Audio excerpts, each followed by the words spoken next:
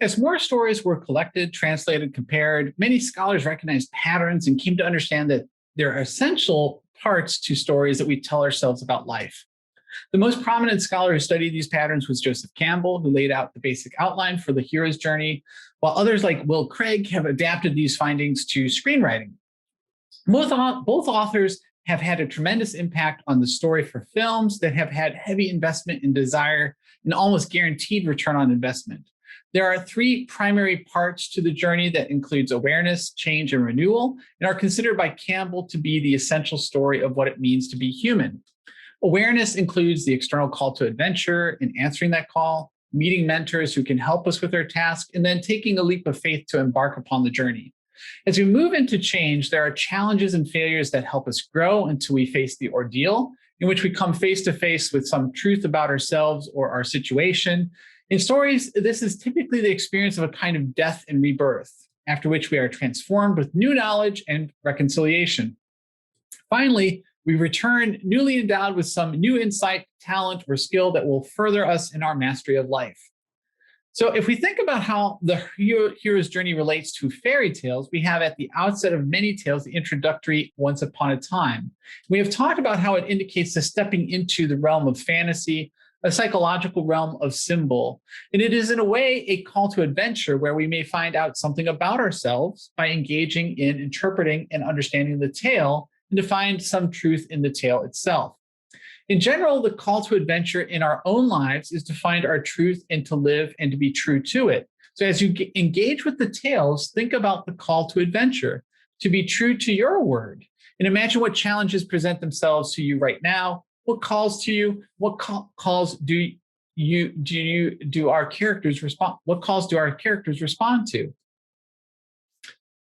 Our tale of the White Snake begins with the king who can see all, much like the seat of Odin, Hildskjalf in Odense, where he can see into all realms, or metaphorically, that he is able to obtain great insight from his practice of maybe Seidr, the Stark magic. So our hero can speak with snakes, much like the Odinic hero Sigurd, who tastes dragon's blood and can suddenly hear the birds warning him of Regin, who had brought him to the dragon only to kill him and steal the hoard. So our hero receives the gift of a horse and of ravens. Our hero receives the gift of a horse and the ravens, all of which associate our hero with the Odinic brand. Our hero sacrifices his horse, a symbol of masculinity, virility, elitism, and power, to the ravens, who are the meek, here the powerful individual sacrificing for the good of the collective. The multitudes matter, and it is something the princess ignores, condemning her servant for her own responsibility in losing the ring, that symbolic bond between an adult pair. The servant willingly sacrifices his ego, his sign of power, of masculine power, to the ravens as a sign of his alignment with the common folk, and they reciprocate for him. He returns the fish to the water, avoids the ants, and rescues the children, these young birds, who are pushed out of their nest, orphaned. And these helpers then come to his aid in resolving all the princess's challenges. His social status is won not by economic privilege or prestige, but by the compassionate assistance of others, and his worth is seen in how he has aided others. We can see the tradition of sacrificing gold, valuable objects, as well as servants in the first task, where he will be continually pushed down into the water until he retrieves the item, a form of baptism, and recovers it from the other side. The fish, the group of three, retrieve the ring for him, however, and he can complete the task with little effort on his part. The conclusion provides us with insight into the importance of equality that includes the princess not settling for someone of lower status, instead setting out challenges from which the servant will grow. These challenges may seem impossible at the time, especially if he did not rely upon help. Setting out the millet in the grass to be collected, it's only his friends who come to his aid that he surprisingly can then win the challenge. Retrieving the apple also needs assistance, and he relies upon the grown young birds to fulfill the task. It's a different, less brutal demeanor of the hero, one of compassion that really wins the day. That last task, getting the apple from the tree of life, this fruit that's a sign of fertility, hints at their future together with children. And the ravens, these psychopomps of Odin, can travel the world tree and find that apple in the land of the dead. And when the servant has proven himself, returns with the insight and the elixir. He has demonstrated the new status, not above her, but sharing the apple equally with her. So he has proven himself to be a good match.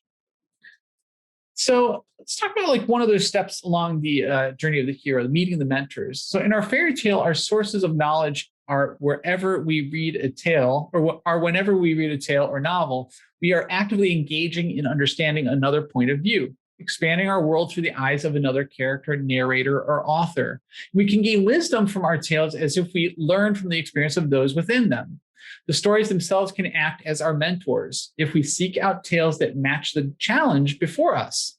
In The White Snake, the help came from unlikely sources, the smallest and overlooked of creatures. So think about the challenges that present themselves to you. Who could help you with your journey, or what stories could help you with your journey? The queen bee. We may not need help in identifying who could help us or be mentors in life. Often first introduced to unintentional mentors or models that direct us away from choices. At the outset of the queen bee, we have the decadent older brothers whose intelligence makes them believe that they are entitled to treat those they see as below them very poorly. Their entitlement has set them up on a sadistic, destructive path, perhaps from their own boredom and apathy. And in contrast, the simple life that seeks truth is epitomized in the youngest brother who defends the vulnerable. The simple one keeps his brothers from destroying the eggs, the children, the next generation, the offspring, as well as the ducks, preventing them from being roasted. And finally, the beehive, whose honey was already dripping down and was there for the taking. But the brothers wanted to cruelly destroy the entire hive, which also would end the benefit of the continued production of the honey.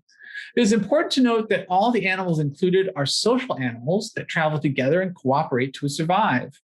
Especially in the colony of ants and bees, you have clear metaphors of small civilizations, with the beehive having a queen, as the title clearly denotes.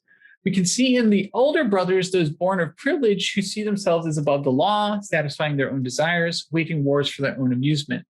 The keeper of the keys, the gray dwarf, brings us echoes from the hero Siegfried's tale, in which he must riddle with the dwarf to obtain his Nibelung army.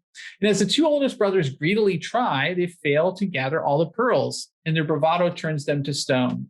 The opposite of which is the vulnerability the youngest shows by crying so that the others come, they hear that and come to comfort and help him. The ducks help get the keys from the lake, and then there are the three brides, one for each brother.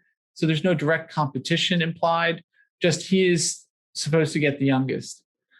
He enlists the aid of the queen bee, a feminine figure, a ruler, to aid in choosing and the correct bride for himself.